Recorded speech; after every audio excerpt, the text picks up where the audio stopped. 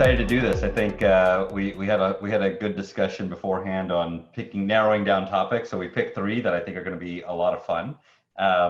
And what I'll do, I'll just introduce the topics a little bit, and I think we're going to try to divide our time roughly evenly between them. I'm sharing my screen here. Can people see that? Yep. Cool. The title of this was very broad: productivity hacks for engine product leaders. Actually, maybe before I go through the topic, just a little bit about me. That's me and my family. Two wonderful girls. My wife and I met in college. Been together for a very long time. Professional background. I've been through a number of different places. Started a couple companies. Was at Microsoft for a while. So on. Most of what we'll talk about will come from two particular experiences. I spent about 6 years responsible for the YouTube products at Google. Running product engineering, user experience, and a bunch of other virtual functions. And that was for the period of about 2008 to 2014. So really saw that grow from, a couple hundred people to a few thousand people, from, 10, 20 million in revenue to a few billion in revenue, and so on. And then in 2014, I started a new company called Coda. Coda, for people that don't know, is a new type of doc. It blends the best parts of docs, spreadsheets, applications into one new surface. And for the most part, this will just give a little bit of a background to what we'll be talking about. I mostly mention these two things because what you'll hear is generally topics that have survived two very different extremes. YouTube was thousands of people. Coda is 70, very good, but 70 people. And so you see things at a very different scale there, and can learn sort of different lessons from that. Cool. So I picked three topics. And we can sort of take questions and work through these three areas. But I thought that this would be fun. We'll talk a bit about rubrics and how to think about great product and eng leaders. We'll talk about team cadence and a philosophy I call design your rhythm like you design your apps, and then personal cadence and how to take control of your own time. I have two big caveats before I go through this. The first one is that these topics are intentionally unique, not comprehensive. I sort of pick ones that people find interesting and maybe different than what you've heard before. But I didn't try at all to try to. It's too short a time to be comprehensive. And the other one is this is not really about Coda, but I use Coda a lot in the examples, so you can follow along with that. And I think actually Mustafa posted this doc, so if you want to follow along with that, you can do that as well. All right, that's all the preamble and caveats. Should we get started? Yeah, sounds great. All right, so I'm going to start by walking through this fun picture. And this is a topic I like to call it PSHE, and we'll talk a little bit more about the acronym in a moment, but I've tried very hard to come up with a good word for this, and the best I've been able to come up with is push. And so we'll run with that. So I'll give a little bit of history on this. So in 2011, as a Google, Larry Page took over as a CEO. He made a bunch of changes to the company. One of the big ones he made was he moved us from a functional structure to a business unit structure. And all of a sudden, we went from having eng, product, sales, so on, all reporting into Larry, to having it spread out among the different divisions. For the most part, a very positive change. And I think most people that were at Google in that time would report on that, as it's kind of insane to imagine we were like 20,000 people with that functional structure. So it's very late to make the change like that. But it did have one big consequence, which was it sort of pulled all the disciplines apart. And so it made it very challenging to establish rubrics. What's a great product manager? What's a great engineer? So on. So a small set of us ended up pulling together to come up with these rubrics. And one other piece of context on Google for people that may not know this: Google runs performance management a little bit different than most companies. In particular, promotions are centralized. You get evaluated by a committee of people, and so you have to give instructions to this committee. And so I was asked in the first cycle to go give instructions to the first promotion committees after this change, and give some direction on what makes a great product manager, what makes a great engineer, and so on. So we had this really interesting discussion beforehand that led to this picture. And what we did, I'll start by talking about it with product managers, but the same basic things apply on Eng as well. We sat down, and I sat down with the leads of the product management leads of the 8 different divisions of Google, and we took the current rubric. So we had a list, like I'm sure every company does, of what are the levels. Level 1, 2, 3, 4, 5. Google, they start at level 3. Long answer on why.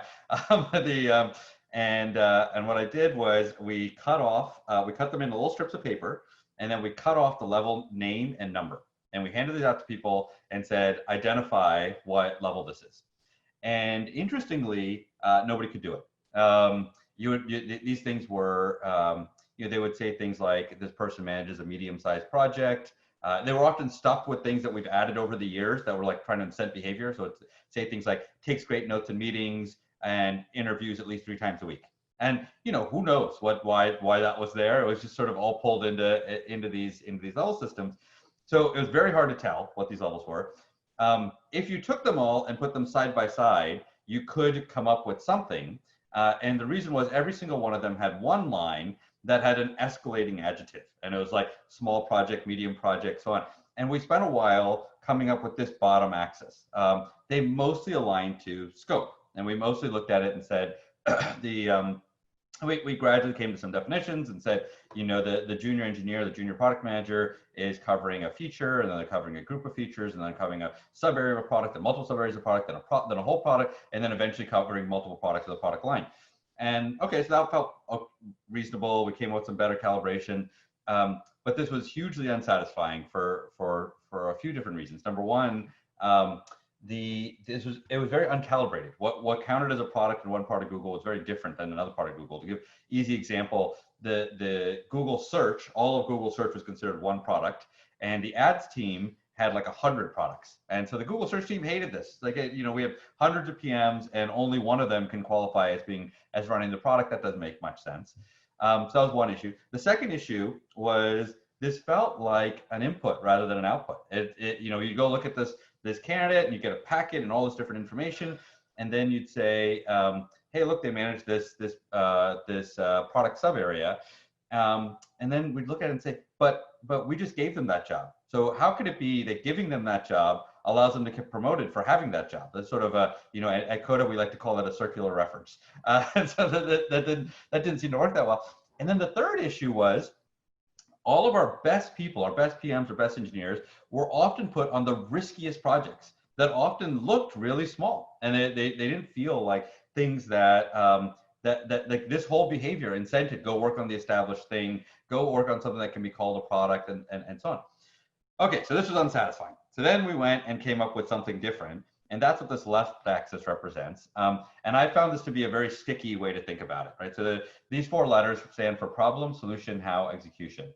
So one easy way to think about it: you start off junior PM, junior engineer, you get handed a problem, you get handed a solution, you get handed the how. You get told, go talk to this person, write this piece of code, write this test. You get told, write this spec, hold this meeting.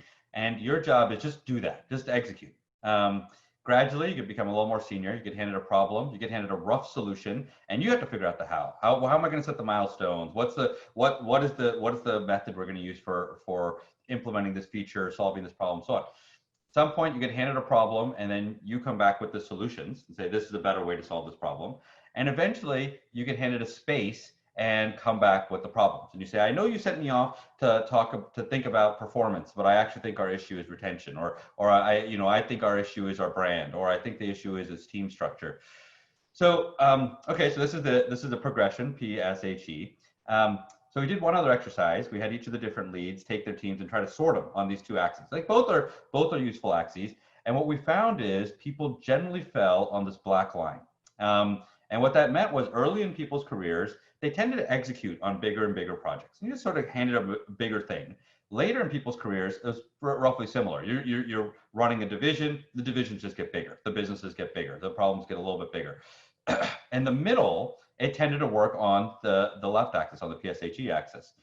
This circle here is meant to represent a thing I call the Trough of Disillusionment. And what it meant was, so I was giving this talk to this calibration committee, and I said, look, you're going to mostly be evaluating people that are, in Google terms, level 3 to level 7. Level 3 was a fairly junior PM or engineer, which was generally somewhere down here. Level 7 was what we call the group product manager, the senior staff engineer. They were all up here. And I said, look, the difference between these people may not be the job they do. It may not be this axis.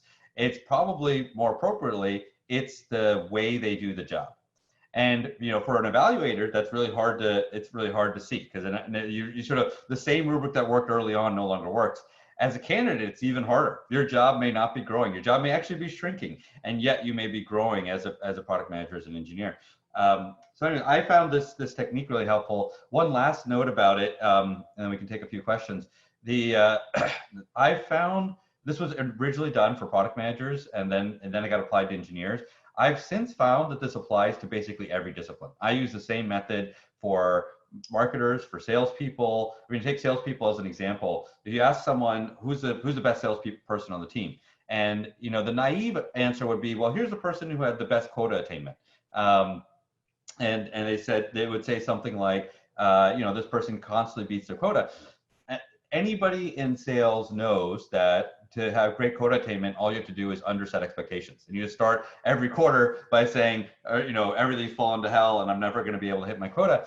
But if you ask their peers and say, who's the best salesperson, they'll use terms like this. Oh, it's the person that can be tossed any problem. You can put them in any space. They can handle the customers that are churning. They can handle opening the new market. They can handle turning around a product line. Those are all the things that are indicators in my mind of this PSHE spectrum. So I found this to be a very helpful way to evaluate people really across disciplines. So anyway, this is topic number one. I'll pause for a moment and see which questions we have. Yeah, this is great. So what's interesting about this is when I was first looking at this chart and kind of wrapping my head around it, I didn't quite make the connection until, as you were explaining, that this is really about leveling, right? Like giving folks appropriate levels. And it's interesting as well, because this is a common topic that comes up just within kind of the Plato mentorship community, as something that folks need help on. Like, how do I level somebody? How do I identify how to level? And what's out there most of the time that I find on this topic is like, are these massive spreadsheets, right? And every company has their own, and there's like the list of different levels, and then the list of different criteria, and there's one for each type of discipline, and these spreadsheets are usually insanely massive. So kudos for finding a way to have this elegantly displayed in a graph, which a much nicer way than like appeals well to the engineers in the audience, I think. Yeah, right. 100%. So relevant to that, there is a question relevant to this one, which is, for clarification, would it be appropriate to say that as a PM matures, they first own E, then HE, then she, then she? Yeah, absolutely. And I often get asked, is it linear? Like, do you have to go through this progression? And I would say my answer to that question would be 95% of the time, yes. There are exceptions. And I've found, just to describe an exception, you'll find the occasional savant who is like a really great strategist and knows that it can identify the right problems and so on, but is terrible at the execution, or can't really run a team, or can't communicate, or so. It happens. I would say it's the exception. Those people often end up in kind of interesting roles, because they'll often end up as the chief of staff, they'll end up as the strategist, they'll end up, there's a lot of other ways that those people end up there. But I'd say mostly people work through these progressions, and they build on each other. And your ability to do a great job of H is about doing a great job of E. One other thing I'd say about this axis, to be clear, is you'll notice there's no title on it. So this one I called scope. There's no title, and we actually really struggled with coming up with a word for what this axis represents, and eventually just started calling it the PSHE axis, and it kind of stuck. Some people would call it leadership, like that's a reasonable frame for it. Some people would call it independence. I had one manager who liked to call it the training wheels axis, and he said, what's the biggest space you can hand a person without any training wheels, or what's the most you can take the training wheels off for this person? That was another way to think about it.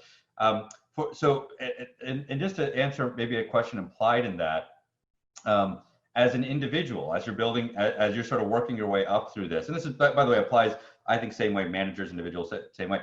I think it's a helpful way to think about, am I making progress? Am I, like, this is a way, even if people's big spreadsheets don't say it, in my view, this is often what's embedded in the spreadsheet. Like, the core idea of independence, leadership, so on, is often framed by this. So that can be helpful. As an evaluator, as you think about it, I think these things are, you want to be cautious about over pushing people. Like you don't want to tell people because you want to get to P, please don't ask for help. That's not the point either, right? So I often think about it as just think a little bit in the future and say, imagine I was starting a new thing, a new feature, a new product, and so on. How comfortable would I be handing this person this space without the problem, without the solution, without the how, or and then just expecting to execute. And it's usually actually quite easy to figure out where people sit on that axis. I find it to be very helpful exercise as we do calibrations and so on. It just get people to rate, is this person generally at a P level, an S level, an H level, or an E level? Yeah, it makes sense. One other question that's kind of related, and you may kind of have already answered it in what you just said, but in case there's anything else you want to add, are there any cases in which you move mostly along the scope rather than the y-axis without necessarily meaning that you're working in setting business/product strategy? Yeah, I mean, I think certainly, some people sort of race through this, and you know entrepreneurs are a great example of that. Of like all of a sudden your job is P, like you can't, like there's no one else to tell you a problem to solve, and if you rely on your board to do that, you're not going to get very far. And so of course there are cases where people zoom through this and are just already at this axis, and now all that's changing is the scope of the problems are growing and growing and growing. I'd say in larger environments that tends not to be the case. In fact, in many larger environments, scope shrinks over time. Like as the business grows, you end up with what seems like big scope ends up being smaller and smaller and smaller if you think about it from this axis. And so I also find this helpful from that perspective of helping people understand a form of growth that isn't oriented with this. Frankly, it's very helpful for the company to companies where this axis is primary. You end up in a lot of trouble, right? Because what does that lead to? It leads to all sorts of bad behaviors. It leads to cookie licking and politics, and hey, I want to grab that area because if I have this scope, then I can get promoted. And this is a real problem for us at Google as well, where these started getting, it quickly became a proxy for size of team, right? And you'd say, well, I can get promoted because I manage a team of 10 people, 50 people, 100 people, 1,000 people. And that's a really bad incentive, right? And all of a sudden, someone who's working on something that's never going to work just wants to grow their team because that's how they get promoted.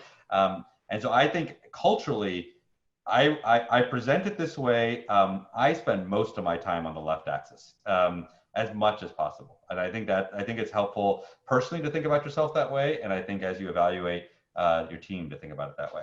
It's very cool to hear this because I don't know if you know this. I was actually APM at Google from 2006 to 2008, prior to when a lot of these things. Oh, yeah. Yeah. And so now as I hear this, I'm kind of like, I wonder what life would have been like had some of these things been kind of instituted when I was there. But very cool. Last question, maybe before we move on, that's kind of related to this topic. Do you leverage this framework for recruiting and hiring? I mean, I imagine the answer is yes. And if so, briefly, how would that look like? So actually, it's a great, I forgot to point this out, but in the doc, you'll find, this is a list of what I call reference check questions for PSHE. And you'll read through these. We actually wrote them as reference check questions even when we were rolling this out in calibrations. The reason for that is, one thing you'll notice about PSHE is it's easiest to evaluate this. The people who can most easily evaluate this for a person are their peers. And so what you'll find is, actually the promotion committees at Google generally get handed this packet. It can be like 20 pages long for a person. You read through this thing, and you're allowed to call people up. And so you're allowed to go say like, hey, I'm going to call up this person's peer, and it's an engineer, so I'm going to call their PM, or I'm going to call another peer engineer, or so on.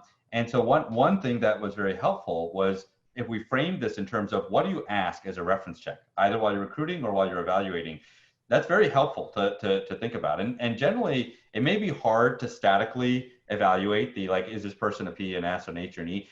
But their peers will definitely know. If you ask the questions in a non-leading way, and you in general, the way you want to do it is you want to, if possible, you want to ask without even revealing who you're asking about. Tell me, for this team, who set the vision for the project?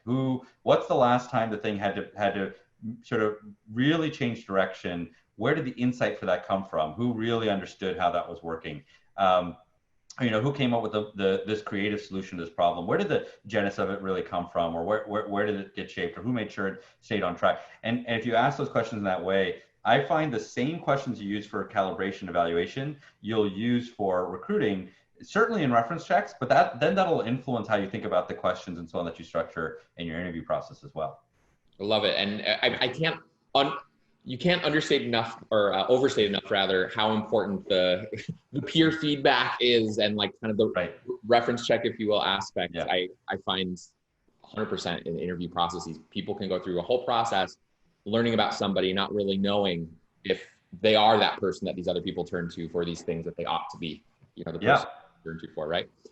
Great. So we're at 28, just in terms of time check. Yeah, let's jump ahead. Yeah, go for it. All right, so topic number 2, and I know we're going fast through 3 very deep topics, so let's we'll keep pushing through and see where we get to. This topic, team cadence, and we're going to talk a little bit. I mean, in these terms, we're mostly going to talk about H here, but I find this to be a very helpful frame. Is how do you, what I call it, design your rhythm like you design your app, and let me explain a little bit what I mean by that. So there's one of my favorite books is a book called Game Storming. And have you guys read this, David, Mustafa? No? Okay. No, I'm reading my list right now. To be clear, it's not really a book you like read. It's a compendium. And what it is they went and cataloged about 100 different games that you play in meetings. And you'll read it and you'll see many of them, you'll recognize ones you've done before. They collected from all these different companies to do it. But they start with a story that I think is really interesting. And so the story is about these 2 kids playing ball. And one kid says, hey, how about we keep score? And we just see how many times we can throw it back and forth and not drop it. And the other kid says, oh, great idea. How about I'll take a step back every time and we'll see how many times we can keep going. And I'm sure any of you with kids or so on, or maybe you may remember this as kids yourself, or you do it as adults, probably remember games like these. And the main observation from the book is in that transition, in the middle of that conversation, what started as play became a game. And all of a sudden it changed. And this is the idea behind the book is we've all come into a meeting and we've all come into a process and it's just play. We show up and we have no idea what we're doing. And we don't know what the agenda is and what we're trying to accomplish and so on. We've all been in that situation. And then if you think about what characterizes a game, games have objectives, games have rules, games have boundaries, games have, they often have time limits, games have materials. You can't play ball without a ball. You can't do a Post-it brainstorm without Post-its. And in that process of transitioning from play to game, you end up transforming how something operates. So I think this is a really powerful concept. And if you think about it that way, and you say, hey, when I'm designing my applications, you're often thinking about incentives, right? Oh, I want people to come back at this frequency. Plato is being designed with a mentorship program. So how often do we want people to do this? What do we want the feedback process to be? What do we want that cycle to look like? You think through all that stuff. So if you take that same thought process and apply it to your meetings, what happens? And I have a few examples in here. We're not going to be able to go through all of them, but I would highly encourage looking at how teams like what Square does or what Figma does or what Zapier does. But I'm going to just stay personal and talk about something we do at Coda. And I'm going to pull from a document here. The first link there is Shishir's Guide to Distributed Teams. And I'm going to skip most of this. It's probably a fun read for people if you're interested. But there's one line in here that I think is really important, which is teams that lean into the pros find that being distributed helps them be a better company in general, even when they're in the same location. And I'll talk a little bit about what we do. In particular, there's 5 different topics here. I'm just going to talk about what we do in meetings. And you'll notice this sentence is a rough characterization of the same thing. Design your meetings like you design your apps.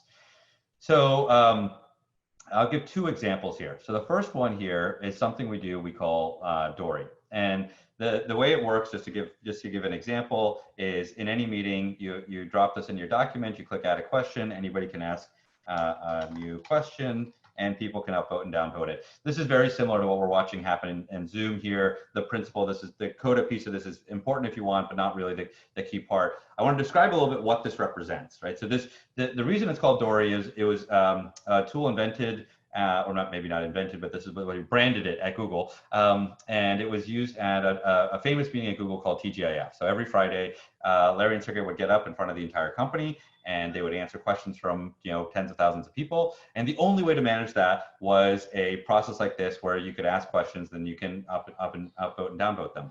And it was pretty effective. It was called Dory because it was named after the fish from Finding Nemo who asked all the questions, right? Now, why is that important here? At Coda, we've ended up taking this and we do it in much, much smaller meetings. In fact, we'll do it in meetings with only 5 people, only 3 people. And in fact, it's rare to walk into a Coda meeting and not have a Dory like this. So what happens out of that? Well, a few things happen out of that. First one is you equalize your audience. I'm sure everybody's been in a meeting where the person who asks the question is either the senior most ranking person, or it's the person who's just the loudest, and you just miss out on hearing from the rest of the group. The second thing it does is you end up discussing what matters. You go through questions in order. And so now you leave the meeting and you say, hey, we didn't get through everything, but at least we got through everything with 3 upvotes. That's much more satisfying. And then finally, you get better formed questions. All of a sudden the questions are clearer, right? And you get a better sense of what people, you don't get the fumbling, oh, I'm not really sure what I'm asking, and so on. You get better questions.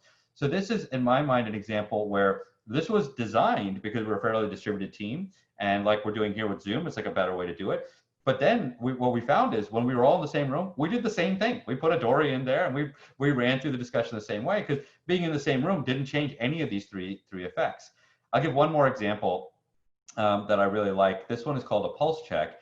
And you can try this in Coda pretty easily. Just type /pulse and you can see it. But again, you can do it a lot of other ways too. The way this works is there's a little checkbox here to hide everybody's response. You click add your pulse check and you say how you're feeling. And you say, I'm feeling 1, COVID is everywhere. And oops, I can't spell. And then you click here and you see everybody's response. So very simple idea, little in-meeting survey. Why do we do this? And we do this, by the way, for all sorts of things. We'll do it in the middle of a decision-making process where it's, hey, should we ship? And it's everybody goes through and adds their viewpoint. It might be at the beginning of a process of like, is this the right problem to be working on? It might be, I do it in my staff meeting, which is a normal sentiment. What's on people's minds is a way to elicit what's happening. What does this do? The most important thing this does is it avoids groupthink.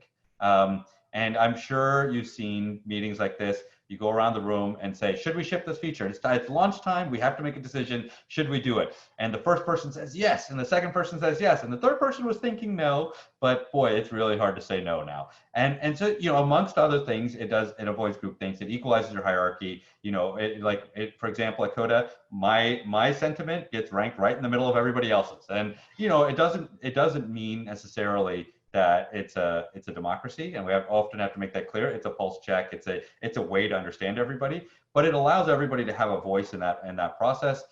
It contextualizes feedback, and this I think is a really interesting concept that I think I have this observation from board meetings. I sit on a few boards. I sit on the board like Spotify, for example, and I'll show up at board meetings and we'll get handed this packet, and we'll get handed the Spotify ones are almost 100 pages long, and I read all the stuff. And I come in this board meeting and I've got a list of questions. And now here's your job as a board member. And I'm sure each of you will identify with this. Your job as a board member is you've got your list of feedback. And I don't really think they're really screwing up this thing. And I think they should be doing this thing. But the format of the meeting is all question-based. Right? So you're going through this thing. And now you wait for the moment that somebody says something where you can ask your passive-aggressive question, where you actually have no intention for them to actually answer your question. All you want to do is get on your soapbox and tell them why you think that this thing should be done differently, or this thing should be done that way. And God forbid you screw up and you ask a question about something innocuous that you didn't really care about. And now they think that's what you care about and they can't contextualize it. And so I find it super helpful to say, hey, I really love this idea. Now every question I ask is contextualized. I love the idea and I'm trying to make it better. Or it's like, I really don't like this idea. Now every question I ask is really me either helping you make it better or maybe directing you a different way. Draws out latent concerns, things that people might not have been willing to talk about publicly. So these are all different things you do to design your meetings like you design your apps, or design your rhythm like you design your apps. So I think it's a really powerful concept. And those two examples maybe are meant to just make it more concrete, but don't take that away. Take away the broader concept of when you're faced with a problem, think about, is what we're doing here play or is it game? And if so, what way could we change this behavior? I love that. There's so much to talk about and to cover there. If folks have questions on this, feel free to post them. I mean, game storming is a high level concept of just thinking about systems as, you know, where are the incentives? What are we trying to incentivize? What are the objects of the game? Being able to think about that in terms of both the product side as well as things like meetings. There's so much you could do with that. What I really appreciate about the meeting side that you've described is all of the elements that you've described in terms of kind of whether it be the Dory side of things or you know, just having some kind of side notes that people are watching. It's from a diversity and inclusion perspective, I love that it enables folks who communicate differently, who may be more shy or who maybe feel quite underrepresented and would not feel comfortable speaking. I mean, let's be honest, when we talk about groupthink, right? When we're in a room where the majority of the folks in the room are from a particular background or have a particular viewpoint, that is what gets amplified, you know, and without having some very brave voices out there who, you know, need to be brave time and time again, right? So I love this idea of like having something on the side that you can have there for folks who maybe are a bit more shy or maybe who want to surface elephants in the room. If it's one thing I know for sure, is elephants in the room tend to be the most destructive things in organizations, right? Everybody knows about this thing. Nobody wants to talk about it. People are harboring resentment over it. This for sure, I imagine, enables elephants in the room to come up, right? That otherwise for would. Sure. Both things you said are very true. I mean, I think that the D&I piece of it is fairly obvious. And I think when we talk about diversity and inclusion, we often use, just as because it's somewhat easier, we'll use things like you know, gender or so on as the way to split. But the truth is that like the real reason we care about D&I is we really want to hear from a broad set of perspectives, and some of them align that way. But the real answer to that question is to go address what's underneath it and say, hey, what we really want is we want a chance for everybody to speak and not get sort of pulled into, like you said, the majority of your company comes from one background or has one particular demographic profile. That's what you're going to hear, and I think it's very helpful to intentionally design processes around that.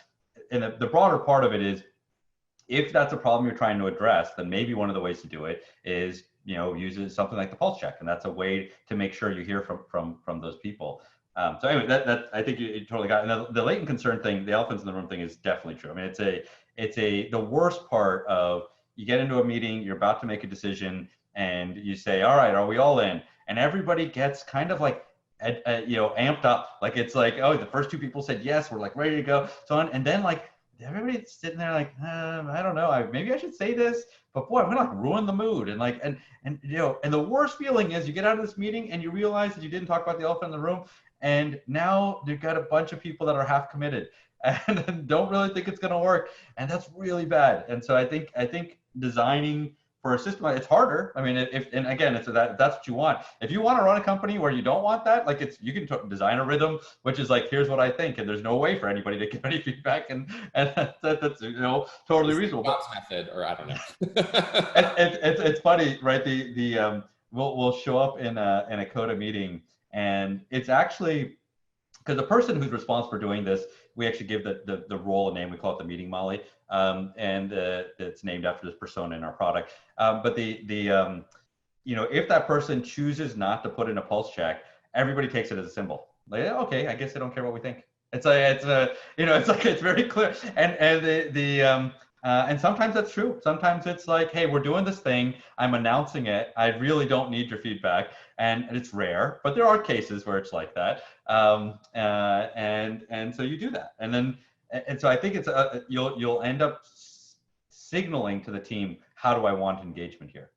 Yeah, that's fascinating. There's one design methodology that I've used from even prior to Google days, actually. Just I learned from HCI school at CMU, is a affinity diagramming methodology, which is another avoiding groupthink kind of methodology. A lot of people don't know the name for it, but it's just the Post-its method, right? When everybody comes into a room, before you are trying to solve a problem, you write a bunch of Post-it notes, one idea per Post-it, you post them, then you categorize them as a group.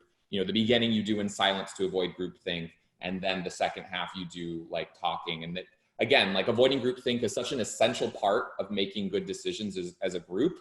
like, you know, I wanted to mention that. So there is a question here that's very relevant, right? As folks are thinking about whether they see the stuff from game storming or like some of these meeting methodologies, how to implement changes like this. So the question is, what is your approach when implementing new, potentially better productivity processes? When can you tell the changes are good enough to stay? Do you experiment, either personal or for a team? Like, how do you handle that? Yeah, I think that clearly the sort of the philosophy here is design your rhythm like you design your app. Start with your goals. Like, what am I trying to do? I'm trying to create inclusion. I'm trying to create momentum. I may try to answer the next question at the same time. How do you provide autonomy while holding teams accountable? Maybe use that as an example. I think that, you know, if that's your goal, I'm trying to provide autonomy while holding teams accountable. Okay, that's a hard problem. Now, what incentives do I want to create in this system that's going to cause that to happen? One thing actually, I should have probably, if there's a second book I would recommend, I should put it on this page. There's a book called Switch, and it's written by the Heath brothers. Yes, that's like that one. A lot of people have read, and it goes through this wonderful analogy of an elephant on a rider. Oh, sorry, a rider on an elephant on a path. And I won't spoil the book fully, but the basic idea is when you're implementing the book is called How to Cause Change When Change is Hard. And the basic idea is you have these three methods. You can either direct the rider, you can tell them what to do, you can motivate the elephant, and you basically get them moving and you don't know exactly where they're going to go, or you can shape the path and you can construct it so that they can only do this one thing. And what I find is you take a goal and you say, okay, I want to provide autonomy while holding teams accountable. And then you start coming up with ideas. And I generally encourage people use that switch framework to come up with these ideas. Like, what are the rider methods? What are the elephant methods? What are the shape the path methods? So take that example. How do you provide autonomy while holding teams accountable? Well, the rider method might be just go tell people, like, this is what I expect you to do this. And this is how I expect you to do it, and so on. The shape the path method would be, hey, I'm going to set up a review and I'm going to force you to come and talk at this meeting, and I'm going to force you to present to the rest of the company. The elephant method is often the one that gets neglected, right? Okay, so how do I create a sense of accountability without necessarily, usurping autonomy? And what ways could I do that? Maybe I can celebrate that. Maybe I could, maybe like we had one team that did it by creating a game, and they were trying to hit a particular metric. And what they did was they asked the whole company to guess at the beginning of the month where this metric was going to land.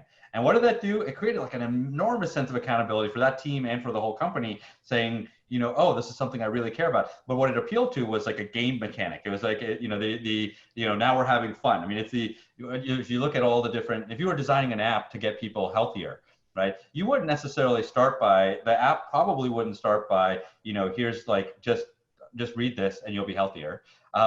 It might be a shape the path thing. It might be like, hey, log what you ate every day. It might be an elephant thing. It might be like, share pictures of yourself with your community so that you'll get feedback as you go through this. Create other incentives. So I think that thinking about those ideas in both ways is really important.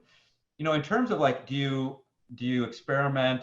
Of course you experiment. And then what you want to do is be clear about your goals, and then you experiment constantly. I find that, and then you collect feedback, and whatever that's part of the process, right? If you were building an app and you're trying to figure out, did I do a good job? What does Plato do to figure out if they're doing a good job? Some portion of it, I'm sure, is super quantitative, and did people come back, and did they go back to that mentor and so on? And I'm sure some of it is qualitative, and it's like, here's what the survey says, and here's what the NPS score is, and so same thing, right? So what do? You say, like, for us, for how we run our meetings, like we have a set of things where I'm looking for signals that this is happening and looking for decisions being made that way. How much do people speak to some quantitative side?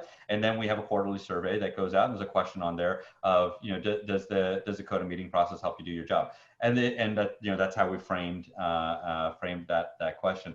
So I think absolutely you want to think about what you're trying to achieve, design, read switch, come up with a list of ways to go do it, and then experiment and see if you got better. Excellent. I want to keep going and ask more questions, but we got 13 minutes. So I'll let you go into part 3, and then we'll do some questions, wrap it up. All right. Part 3 is fun. And part 3 is personal. And so the way I think about this is, you know, a lot of what people spend time on in these type of discussions is how to run a team, how to set up incentives. Some of these questions sort of head that way. I found that your ability to be successful with your team is usually starts with yourself. And if you're not successful yourself and you're not in control of your own time and your own experiences, it's pretty unlikely that you'll be successful with others. And I'm going to walk through the example I picked for this is one from a favorite friend and mentor of mine, a guy named Des Trainer. And for people that don't know Des is the co-founder of a company called Intercom, and a pretty fun company. They make a CRM product that starts with a chat experience for your users. I'm sure many of the chat bubbles you see in products, including Coda, come from Intercom. But this actually doesn't have to do that much with Intercom. It has to do with a tweet that he sent, I guess about a year ago. More than a year ago now. And I think this tweet is really insightful. So it says, your email is what others think you should work on. Your to-do list is what you think you should work on. And your calendar is usually what you actually work on. How much do they overlap in your world? And it is all fun little Venn diagrams of what unfocused looks like and what focus looks like and so on. And look, 1,400 people liked it and 400 plus people retweeted it and so on. And I'm sure most of those people did that and then moved on their day. Oh, that's kind of fun. That's interesting. Okay, I'm going to keep going, right? So what he did was he took this and he turned it into an implementation. What does it mean to put that into practice? And actually the main lesson out of this is not really to apply his method. I'll walk through his method, but the main lesson is not about that. The main lesson is take control of your time. It's actually very similar to the last lesson, is just figure out what your incentives are and design your system around it. But just to give you a concrete example, I'll walk you through his.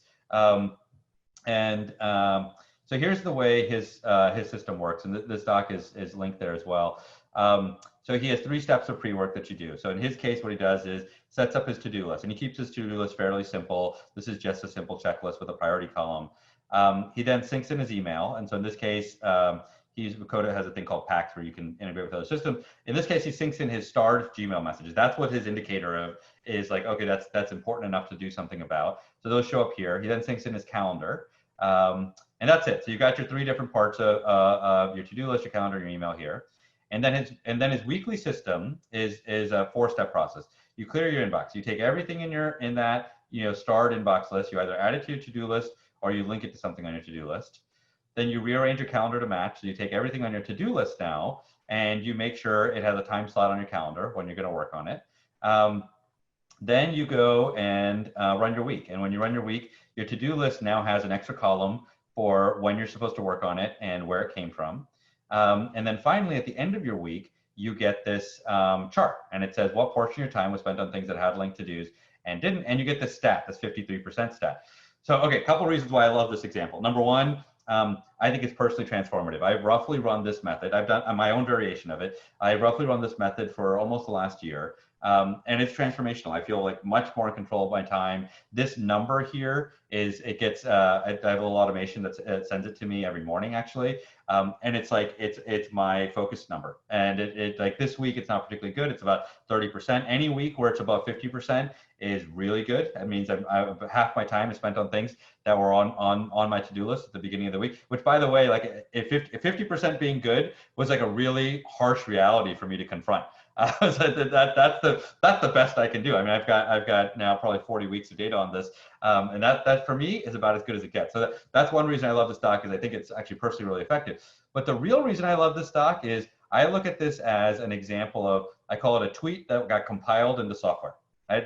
I'm sure many of you read the self-help books, attend talks like this, and you go back and you take that was a really good idea. You took some notes and you say, oh, that was kind of interesting. And then you file it away in your head and you don't do anything about it. The point of this is go take this, and you don't have to take Des's. And this might, for some people, it sounds amazing. For some people, it sounds crazy. That's fine.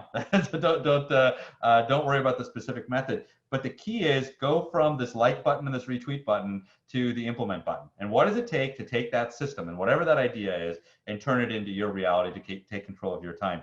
But and so that's sort of the third topic here is, I think people spend a lot of energy on how to run their teams, how to run a great one-on-one, and don't spend the energy on, first off, how do you set your own cadence in a way that allows you to be present and available for the rest of the things you're trying to accomplish. This is amazing. I'm personally kind of obsessed with organizational thinking. Like when I was writing for Forbes a while ago, I used to write all these articles about organization and how do you organize and stuff like that. A lot of the early PMs at Google were always reading David Allen's Getting Things Done, which back in the day was like, you know, the big way of doing things. And then it became like inbox zero is the new thing. I love this because it like unifies the calendar, the email, the to-dos, and gives a very clear methodology of how to like, you know, it's kind of like if you need a reining in because you might kind of be all over the place, this is a very clear algorithm to rein oneself in, which is very cool. So we got 7 minutes. So I'm just gonna like start from the top in terms of questions that we have. And if other folks have any more questions, feel free to pose them. We'll do what we can in that time. So just kind of open boxing now. What are some tips in tracking and summarizing developer velocity, but without spending too much effort? How do you avoid the reporting leading it to a mythical person month debate with the CEO or non-technical board members? Oh boy.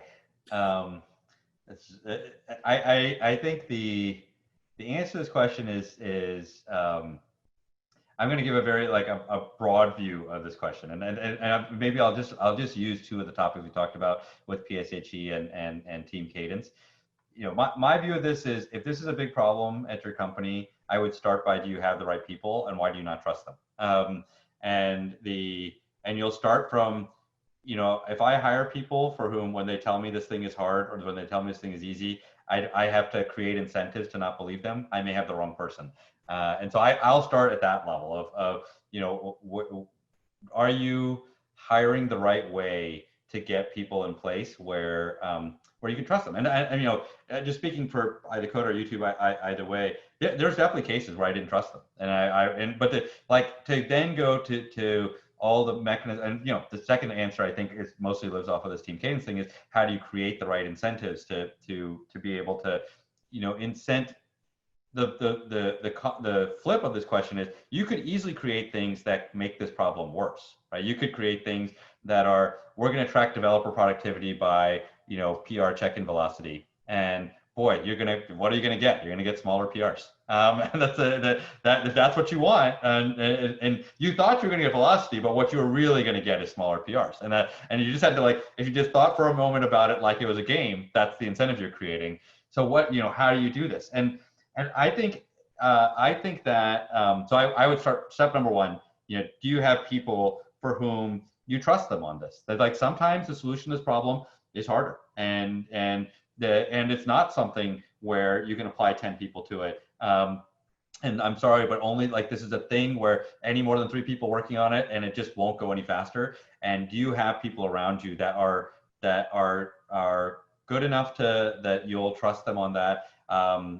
Good enough to render a judgment like that, well aligned enough that they're not incented in some way to not do that. Because you know, I would say in many cases you have the opposite problem of, like, the mythical person month actually goes the other way. People come in and say, well, I could do it faster if I only had 20 more people. And why do they say that? It's because they want to move up the scope axis and they're just trying to get promoted. And you're not actually judging that way. All right, so let me try to answer that's a lot of generalities. If I were to answer the question more directly, I find using the switch methodology, I think that the human incentive that is best for driving these things is your peers. I think people feel a sense when you want people to move faster, you know, peers and customers are like maybe together. People will feel it. People will feel a sense of my peers think I move fast. You really want people to move fast and you want people to feel like they're moving as fast as they can. Just ask everybody to name who's moving fastest. And the engineers around you will calibrate and they'll understand they're moving fast. That's a really hard problem and they're still moving fast. Or that's a really easy problem. I know that they're checking in 1,000 PRs a week, but they're not really moving fast. I think that incentive can really work. It can be a problem, and like any incentive you create, there's cons to it. Similar thing with customers is I think you can do a similar thing with like we all work in the tech industry because we want to deliver product for customers, and customers, their sense of velocity is very high. And you know, like just to pick an easy example, I'll see teams do like begrudgingly do like a bug week, and they'll say, "Hey, our bug count is too high. We have to pause. We have to go work on bugs." And everybody's like, "Oh crap, we're never gonna like now we're gonna be moving so slow, and we got this bug week thing, and like we're not gonna be able to do our goals." And I'll look at them and I'll say, "Why don't you just publish the 100 bugs you fixed this week? Why don't you just go tell users about it?" And I'll tell you, I promise they will be really excited about those. And that's again like just giving them a feedback loop. And back to switch is like, what's the elephant? What's the thing that they're motivated by? And how do you tap into that to get them to move faster? I think spending a lot of time trying to track developer velocity is a big waste of time. And I think you're mostly going to end up creating an incentive that you didn't want. But I think answering the question of like, how do I get everybody to move as fast as they can, as fast as is possible? That you saw with hiring, with incentives, with giving visibility, with letting them see how their peers view them, how their customers view them. Those are the types of techniques I would use.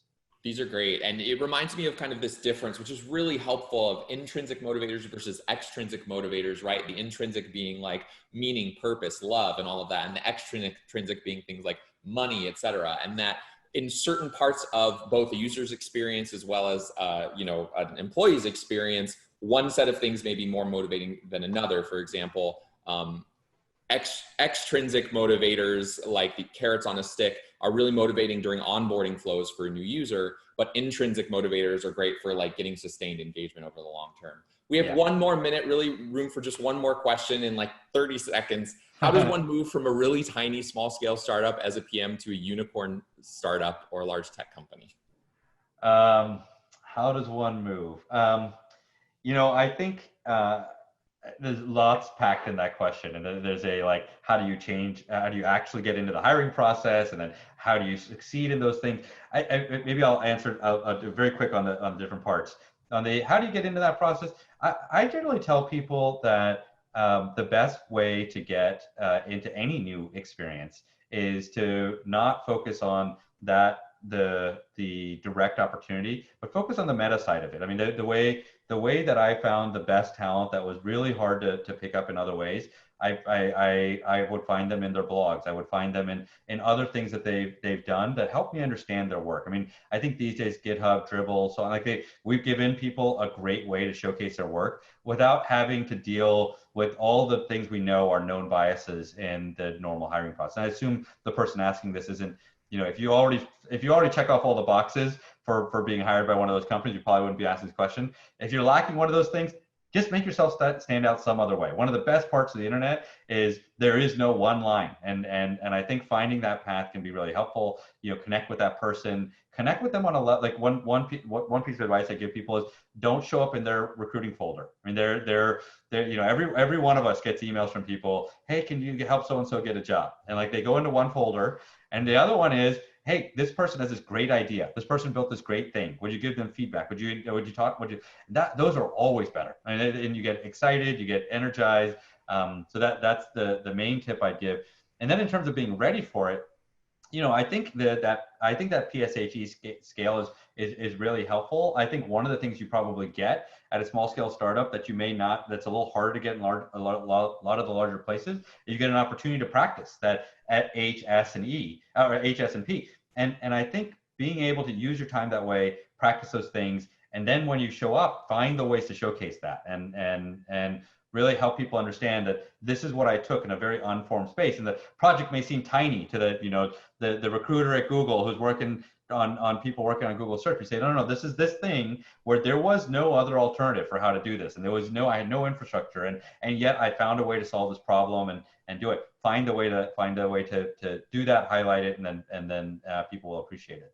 Love it. Thank you so much, Shishir. It was excellent talking with you. Thank you for everything that you presented. Everyone, this is Shishir, CEO and co-founder of Coda. Very awesome.